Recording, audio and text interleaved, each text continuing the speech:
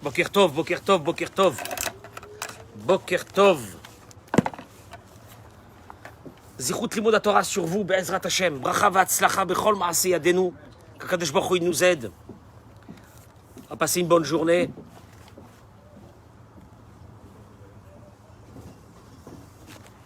Je voudrais dédier ce cours, Laïlou Nishmat, Chaim Ben Raphaël, Shayom Pekudat Shenato, aujourd'hui. Rabbi Yaakov Nissim Ben Suzanne, Nicole Rachel Bativet Chaya, Salomé Rachel Per Chaya Bat Miriam, Rina Bat Naomi Gila, Marcel Khamisha Bat Emily. Maintenant pour la Refoua Shelema, Germaine Esther Bat Shoshana Aziza, Lena Noya Emily Badrivka, Lise Noémie Bat Julie Frecha, Monique Esther Bat Odette, Jocelyne Bat Oraïda, Ouda Sarah Bat Sultana, pardon, Colette Sarah Bat Louise, Daniel Smia, Chana Pérez, Fradji François Bat Ben, Rachel, hein? Shana Léa, Bat Audrey, Myriam Chaya, Dédé Ben Simon. Et tous les malades du Ham Israël, je rajoute tous ceux et celles qui se connectent avec nous aujourd'hui dans ce cours de Torah, dans lequel je rappelle souvent la chose la plus importante de notre vie. Akadosh Baruch Hu nous a donné une neshama, une âme, un corps, un parcours de vie, un vécu, un bagage émotionnel et un bagage d'ADN qui vient de nos parents et de nos grands-parents, avec des qualités et avec des faiblesses. Et notre travail dans ce monde, le plus grand travail dans ce monde, c'est de changer, de modifier, de travailler. Vous prenez tous les grands livres de Torah et de Moussar, ils arrivent tous à la même constatation. Le travail d'un être humain dans ce monde, c'est de modifier ses traits de caractère. C'est de changer ses traits de caractère. Oui, c'est de changer ses traits de caractère. Iov lui-même, il avait dit à Dieu, mais je ne comprends pas. Tu nous as amenés avec ce bagage, chaque être humain, selon ses parents. Et qu'est-ce que tu veux de lui? Il a des faiblesses, parce que ses parents, ils avaient les mêmes faiblesses. Il avait cette dureté, parce que son père avait la même dureté. Il avait ses problèmes parce que ça vient pas de lui, ça vient de ses parents. Donc au fait, Iov avait dit à Dieu, notre vie, elle est déjà tracée. Et Dieu a répondu à Iov, c'est vrai ce que tu dis, mais Natati Yetzarara, Natati Torah Tavlin. J'ai donné le Yetzarara, mais j'ai donné la Torah, qui va permettre, à travers les messages de la Torah, à changer. Et c'est une obligation pour un être humain de changer, d'évoluer. À Dieu ne plaise, un être humain qui n'a pas évolué, dans la Torah, il est considéré pratiquement comme un animal. Ce qui n'a rien fait. Un animal ne change pas. On n'a jamais vu une vache se mettre debout et commencer à marcher. Ça n'existe pas. Il n'y a pas d'évolution. Chez l'animal, il n'y a pas d'évolution, c'est statique, une vie entière. Et chez un être humain, l'évolution est obligatoire. Elle est exigée par la Torah, elle est demandée. Et un être humain, la pire des choses qui peut lui arriver dans sa vie, c'est que les faiblesses qu'il a reçues de ses parents ou de ses grands-parents, peu importe, il continue à les véhiculer, lui, à travers sa propre vie, et il va les transmettre à ses enfants. Et il va les transmettre à ses enfants. Alors donc le travail de l'être humain est de changer, et à travers ce changement, il va y avoir un changement inévitable qui va se faire chez ses enfants. C'est-à-dire ce qu'il aura travaillé, le tzaddik, ce qu'il aura travaillé, chez ses enfants, ça sera beaucoup plus facile. Parce qu'il aura fait ce travail lui-même. Et là, aujourd'hui, je voudrais vous parler d'un sujet qui se trouve dans un des livres de Rav Yigal Cohen, que vous connaissez tous à travers les réseaux. Il a écrit un livre qui s'appelle Yagel, Libi, Bishu'atecha, mais il a écrit plusieurs livres. Ils ne sont pas en français encore, hein. Ils sont qu'en hébreu. Il ramène ici une chose. Shlomo HaMelech, le roi Salomon, qui était l'homme le plus intelligent du monde, a écrit dans son livre Michelet, Ga'avat Adam tashpilenu. L'orgueilleux, son orgueil va le faire tomber. Ushfal ruach itmor kavod. Et que celui qui a la tête baissée, cette humilité va le propulser dans des hauteurs. Je répète, l'orgueilleux, son orgueil va le faire tomber un jour. Et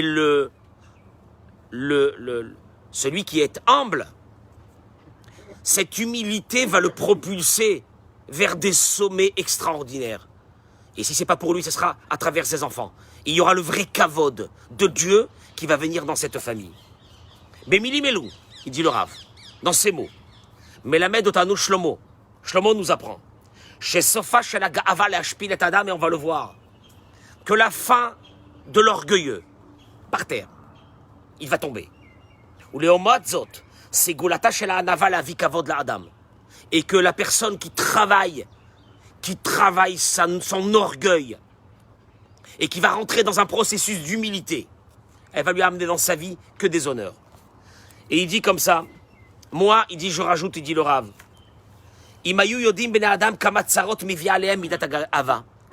si l'être humain savait combien de malheurs ça lui a porté sur lui, malheureusement, l'orgueil, ou les umadzot, et le contraire, combien de bénédictions vient sur la personne grâce à ce trait de caractère qui s'appelle l'humilité. Ils auraient arrêté de travailler, en tout cas un petit moment, et ils auraient étudié qu'est-ce que c'est l'orgueil pour se sauver le plus loin possible. Ou Maïa Anava, et qu'est-ce que c'est l'humilité? Il aurait fait rentrer complètement dans leur cœur. Ou Mouftachani, il dit, je vous promets, il dit le Rav, je vous promets, chez Kol Adam, chez Tzarich Yeshua, Bechol Davar Sheiye, toute personne qui a besoin d'une libération dans quoi que ce soit dans sa vie, Acharei Limud Yom Yomi, après avoir appris pendant plusieurs jours, Bemidata Anava, donc on va aujourd'hui apprendre nous qu'est-ce que c'est l'orgueil, et après on passera à qu'est-ce que c'est l'humilité. Il verra des libérations dans sa vie. Je répète, celui qui rentre dans la hanava, dans l'humilité, celui qui s'éloigne de l'orgueil, il verra dans sa vie des libérations extraordinaires. On va le voir pourquoi. Par rapport à ce qu'il ramène. Adam, un homme qui dit, Annie, c'est moi qui ai acheté, c'est moi qui ai construit, c'est moi qui ai réussi. Un homme qui dit c'est moi, à ce moment-là, il rentre dans ce qu'on appelle un athéisme le plus total, de penser, chez Goufo Venishmato Hembeyad, et qu'il oublie, cette réalité implacable, que son corps et son âme appartiennent à Dieu, et que c'est Dieu qui lui donne la force de penser, de réfléchir, de trouver des idées. Même la grâce que tu trouves aux yeux des personnes avec qui tu es, avec qui tu travailles, avec tes clients, tout. Ou la vie et la dim la olam. Même le fait d'apporter des enfants dans le monde, qu'est-ce que tu crois? Tu crois que c'est quoi? C'est la nature? On voit bien que souvent la nature se bloque pendant un certain temps. En tout cas, tant qu'on pense que c'est la nature, tant qu'on pense que c'est l'être humain.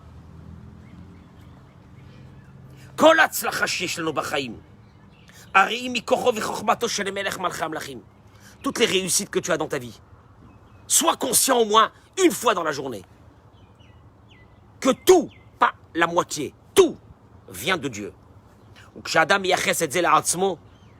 C'est bizarre, ça ressemble totalement aux écrits que nous faisons depuis des mois, depuis un an, de ce qu'on est en train d'apprendre. Et quand la personne, elle les met sur son compte à elle, il est en train de dire qu'il a besoin de personne.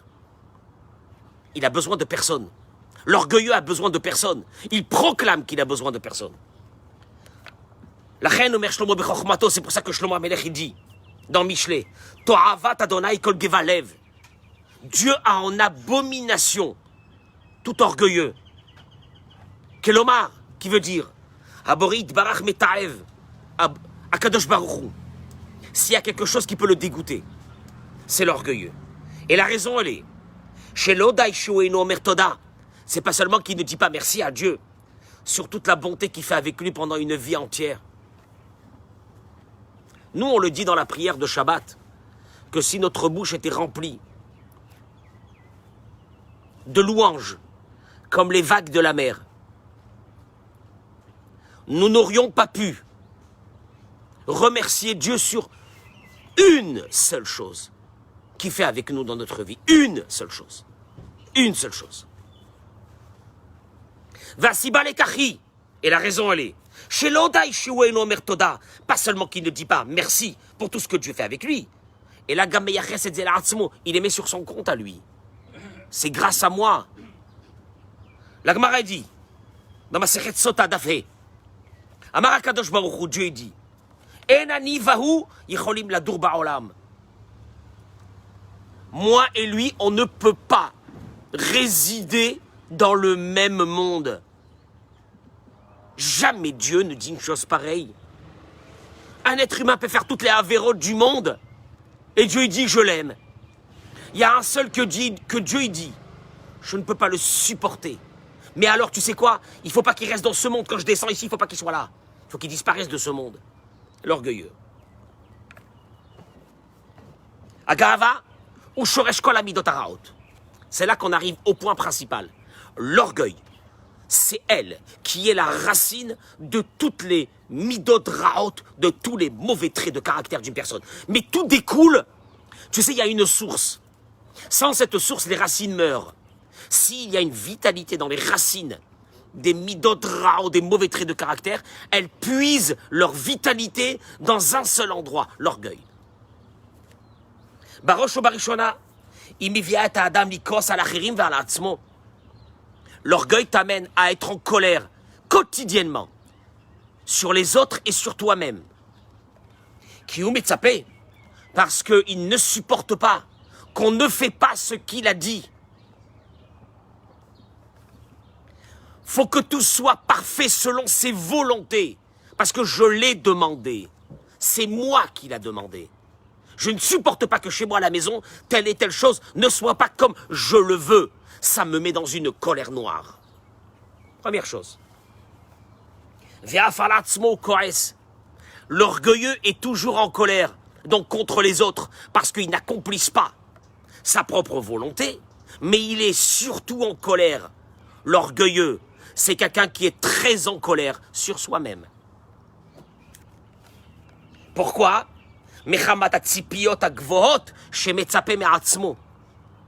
Il a des attentes sur lui-même. Il est déçu de lui-même qui n'a pas réussi à faire ce qu'il voulait faire. Comme si que ce qu'il voulait faire dépendait de lui. Et donc ça le fait rentrer dans une frustration et une colère énorme de ne pas avoir réussi à faire cette chose-là. Pourtant, je suis quelqu'un de fort. J'ai des capacités. Ce qui m'arrive, qu'en ce moment, je n'arrive pas. Tu entends? Tu entends les mots? Je suis en colère. Contre moi-même, je m'en veux. Je suis à moins que rien en ce moment. Parce que j'étais au top.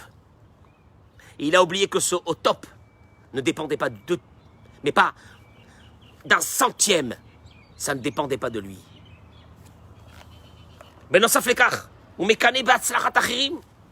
Et cela engendre une rancœur, et une jalousie contre les autres.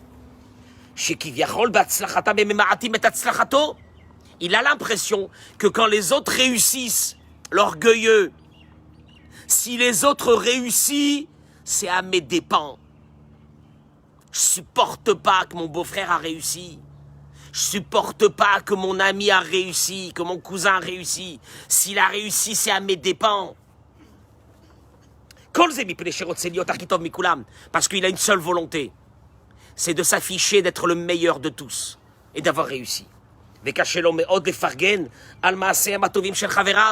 quand il voit que quelqu'un réussit, il ne supporte pas. Il ne supporte pas. Essaye de lui demander, mais tu peux pas lui dire que kol hakavod sur ce qu'il vient de faire. Mais quel kol hakavod? Parce que ce kol hakavod, ce chazak ou barour, c'est aux dépens de son honneur à lui. C'est comme ça l'impression qu'il a, parce que c'est lui en principe qui aurait dû être en haut. Agava, meviata adam lideratzvut. L'orgueilleux est triste.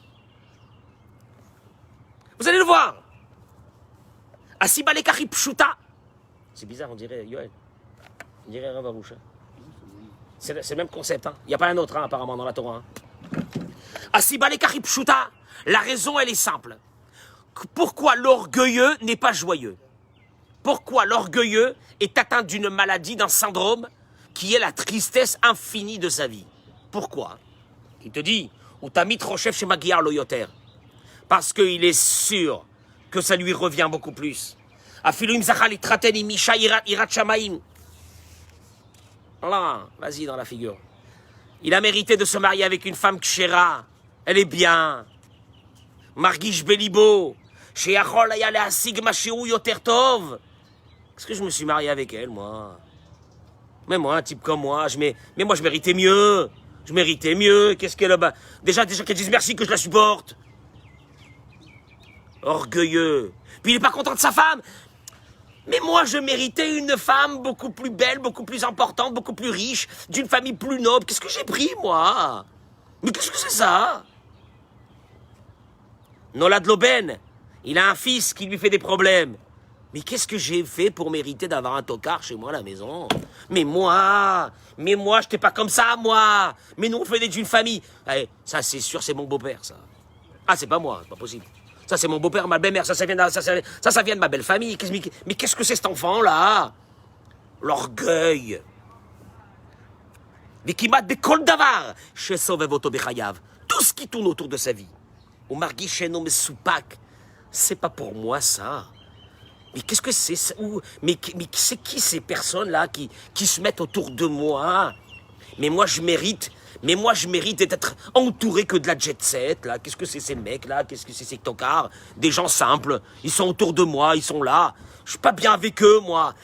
En 2 mots, il est bien nulle part. À la maison, il est triste.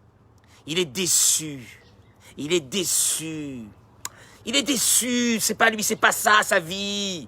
C'est pas ça ma vie, moi, ma vie, elle était remplie de paillettes, moi. Qu'est-ce que c'est j'ai fait, moi? Qu'est-ce que c'est ça?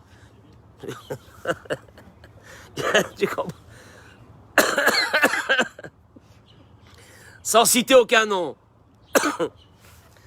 Agava goremet, les fachet kolas.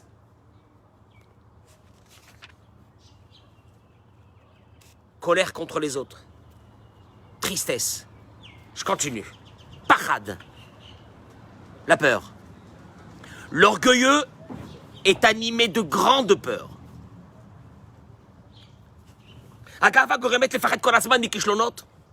Il a très peur. 2 minutes. Ah bah tu vas voir Shmuel. Il a très peur des échecs.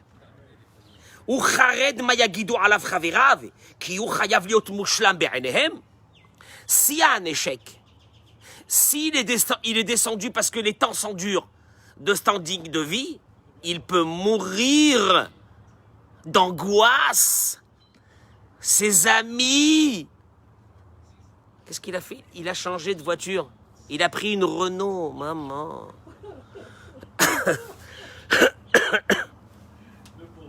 Le pauvre. Il a pris une Renault.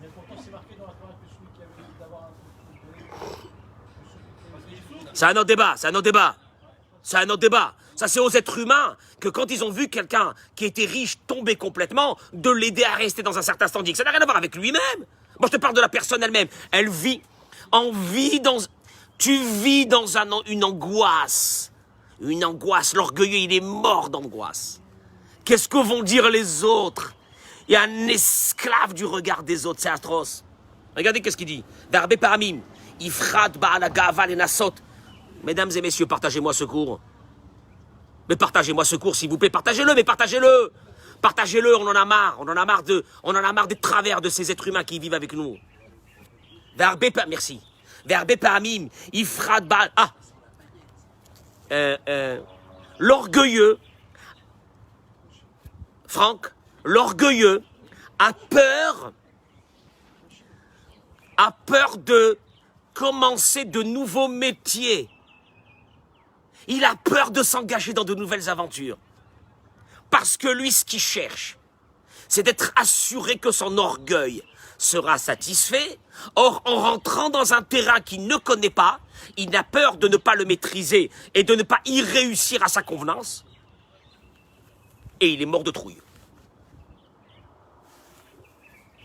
Velachem, kol hazman oseh peulot miyutarot kedei limtso chen be'einehem. Toute la journée, il est en train de s'agiter pour qu'on le remarque et qu'on lui dise qu'il est le meilleur. Et il ne supporterait jamais d'être mis dans l'ombre un instant de sa vie. Ah, il va mourir de ça. On se tait. Voilà, ils sont là en train de rigoler. Sur qui vous riez encore? C'est assourd, c'est pas ça le but du cours. J'ai visé personne ici dans la communauté. Chas v'shalom. Je continue. Yesh pa'amim sha'adavar govel be'issurim chamurim kegon. Et malheureusement, l'orgueilleux est entraîné inévitablement vers de la médisance, faire honte aux autres, parce qu'il pète un câble, il devient fou, il n'a pas son honneur.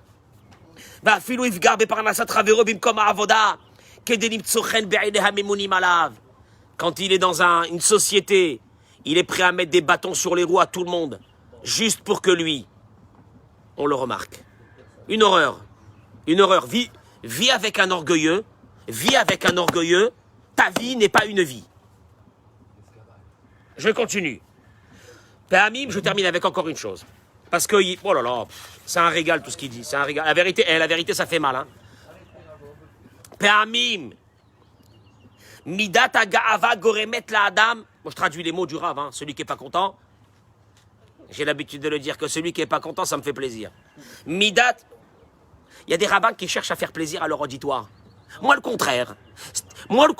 Si je peux vous mettre l'angoisse, c'est mon kiff.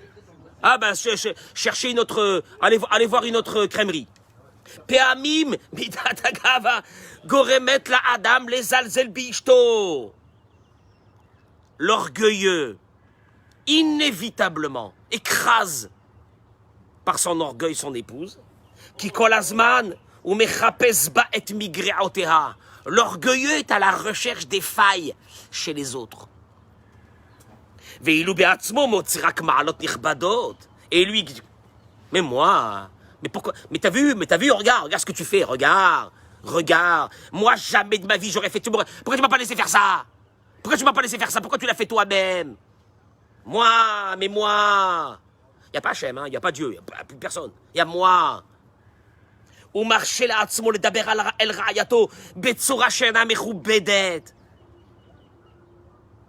Pauvre type. Mais c'est des pauvres types. Moi, je dis la vérité, c'est des pauvres types. C'est des gens qui doivent se faire soigner. Il parle avec sa femme, avec aucun respect. Et non, elle lui dit quelque chose, il n'écoute pas. Puis il va écouter. Qu'est-ce que je vais l'écouter? J'ai écouté, c'est une Marocaine, c'est une Tunisienne, c'est une Algérienne. Moi, j'ai écouté, moi. Moi, je vais l'écouter.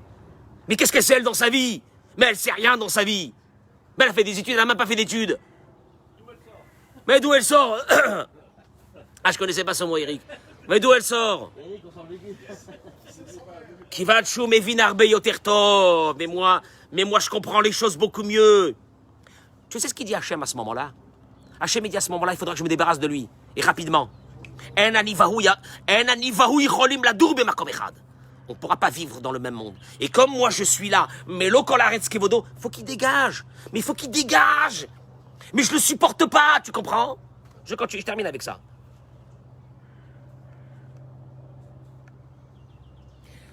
Kemoken Isha Loka Bamidazo, il en laisse pas aussi une place. Il y a des femmes, il te dit. Elles sont au top de ce trait de caractère de l'orgueil. Besofo shel davar tavo l'idée bizayon beliba klapé baala. Et d'un seul coup, elle dit, mais qu'est-ce que c'est ce mari que j'ai pris? Mais qu'est-ce que c'est celui-là? Non, mais en plus, en plus, moi, je venais d'une famille. Tu entends des fois ces mots-là. Je venais d'une famille royale, une famille noble. Mais moi, je venais d'une famille... Je sais pas si je me suis marié avec un barbare. Tamevin. Après, elle cherche Hachem qu'il est dans sa vie. Vesofo shel baitze leitparek. Une maison où l'un des deux est animé par un but de soi, par une... Il n'y a même pas d'orgueil. Ce mot d'orgueil démesuré n'a pas de place ici. Car un être humain n'a pas le droit à l'orgueil du tout. Ouais, mais on fait tout pour être orgueilleux. Je travaillais une vie entière pour être dans l'orgueil. Sortir de ma voiture, qu'on me voit, mes fringues, qu'on me voit, ma montre, mes pompes, mais tout, mais ma maison où j'habite, les vacances, tout. Mais tout est basé sur ça. Et Dieu, il dit, épouvantable, je le supporte pas. Mais je le supporte pas. J'amartais pas, me dit le Rav. J'ai entendu, d'un des grands de la génération, que la majeure partie des problèmes dans les couples, aujourd'hui, Shorsham, leur racine, elle est Bemidat Agava, l'orgueil. Veimera Kayo Machnesim, Belibam et Midat Anava. S'ils avaient fait rentrer un tout petit peu d'humilité, mais qui tu es, pauvre type. Mais tu rentres chez toi à la maison, tu regardes ton épouse, mais qui tu es? Si Dieu te maintenait pas à ce moment-là vivant, 3 secondes après, t'es refroidi dans le sol, là. De quoi tu parles? Pauvre type. Rachat.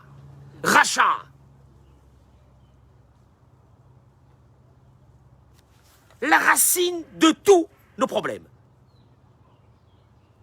La racine de tous nos problèmes. L'orgueil. Mais, tu comprends, parce que celui qui est en train de m'entendre là, qu'est-ce qu'il dit? Il dit, mais il est fou celui-là. Mais c'est ça la vie. Mais je veux dire que si je montre pas que j'ai réussi, mais alors je fais quoi, moi, dans ce monde-là?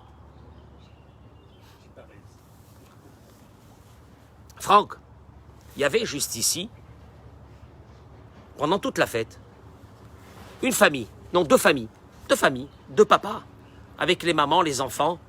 Ils ont loué tout l'endroit ici. Ils ont apporté ici des chefs, étoilés. Une minute. Vous n'avez rien remarqué. Les patrons des plus grands magasins qui s'appellent ici en Israël, au Sherad, un chiffre d'affaires de plusieurs milliards de shkalim par année. Et par un mot, tu les vois, ils sont passés des chassidim. Il est rentré, il est venu, il s'est mis à côté de nous ici. Il n'a pas dit un mot. Mais c'est ceux-là qui ont la bracha. Mais eux, ils vivent cachés. Mais eux, ils s'affichent pas. Il est là avec son frac là, de chassid. T'as l'impression de voir le chassid qui sort de la yeshiva, quoi. Plusieurs milliards. C'est pas une bracha, c'est une manne. C'est une manne qui ne se termine pas. Il y aura jamais de crise, même pendant le Covid. Ils ont augmenté de 60% de chiffre d'affaires. Regardez sur Forbes. Rien, tu les voyais rien. Des pompes normales, des chaussures normales, ils habillent leur chemise, leur cravate. Ils sont là. Quoi alors? Mais il n'y a rien. Et ils te diront, eux. Ils ont un rabbi à eux. Ils se mettent devant leur rabbi, ils bougent pas un mot, mais ils disent pas un mot. Moi, c'est là qu'Akadosh Baruch Hu dit, moi, c'est avec eux que je voudrais être. Ceux-là peuvent... Qu'est-ce qu'ils sont venus faire ici, là? Ils auraient pu privatiser le Hilton à Tel Aviv en 3 secondes, tout entier. Qu'est-ce qu'ils sont venus faire chez nous, là, ici? Ils cherchent des endroits cachés. Il m'a dit le patron de l'hôtel, là, ici. Ils veulent que personne ne sache. Et ils ont fait leur Pessah ici, tranquillement. Les Gdoléador, les grands de la génération, ils ont dit que tous les problèmes des couples aujourd'hui, c'est l'ego surdimensionné des jeunes qui va briser leur vie. Qui va briser leur vie. Je suis désolé, j'ai fait qu'une seule page, mais bon. Je vous remercie, messieurs. On verra s'il y a un peu d'humilité là aujourd'hui. Bah, l'humilité. Beracha ve'atzlacha, mesdames et messieurs, bonne journée.